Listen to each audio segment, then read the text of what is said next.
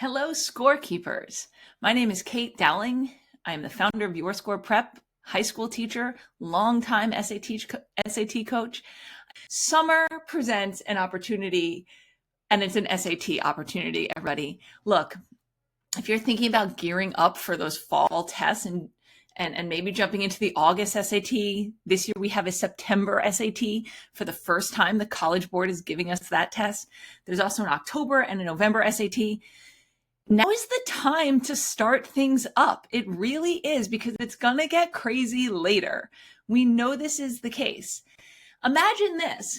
Imagine you are at the end of August, 2025, end of August, and you are walking in to that SAT confident with the complete and total knowledge that you are able to hit your goal score. Well, how do you get that knowledge? You earn it. You work for it.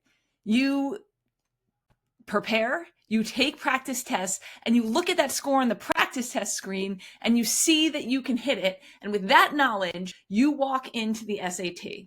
Imagine that moment. And then imagine walking out of the SAT a few hours later, knowing that there were no surprises and that you had a game plan that was rehearsed. It was an airtight plan for every question. No matter what that test threw at you, you looked at the question and you knew what to do because you had earned that knowledge and built that confidence. Imagine that reality. We can do this together if we take advantage of the moment right now. This is something I want to talk to you about as you're planning to jump into any SAT prep. If you were to take a practice SAT today, I'm willing to bet many of us would have just logged into Blue Book, hit start, and when question one pops up, you would do question one, right? It's the reading and writing section. That's question one. It's going to be a vocabulary question.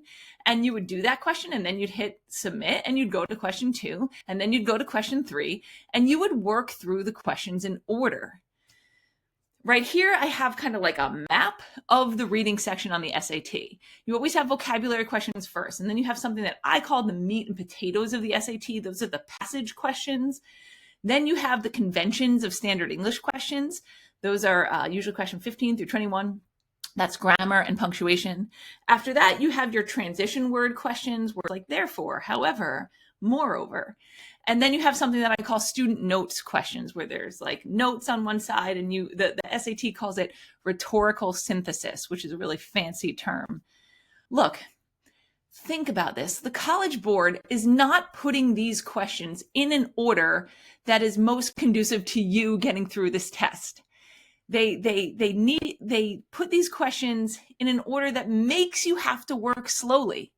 The longest questions that most people take the most time on and struggle the most with, those are the upfront questions.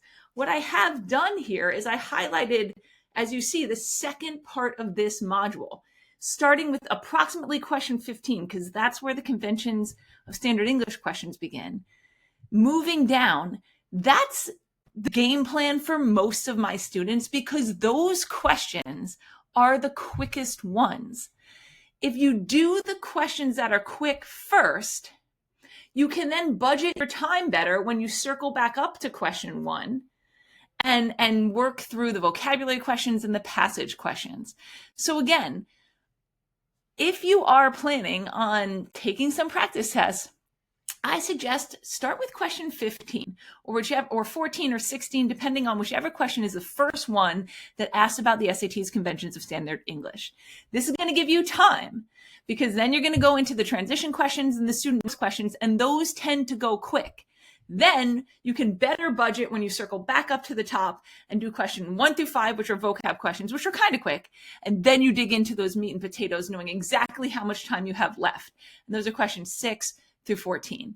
This strategy works. Now, as you get deeper into your prep, you may want to adjust it a little bit based on your specific strengths and weaknesses.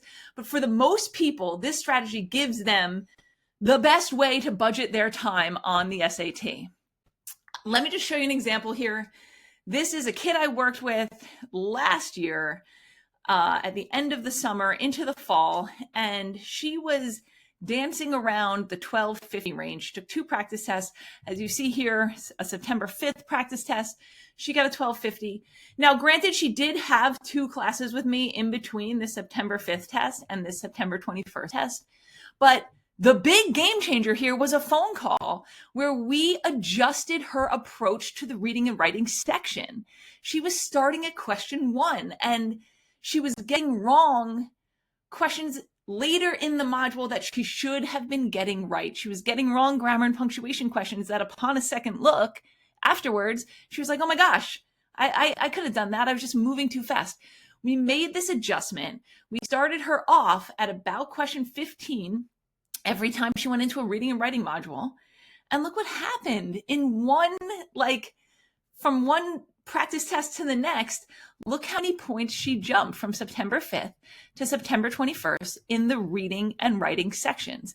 And it was because of this small adjustment dealing with the timing.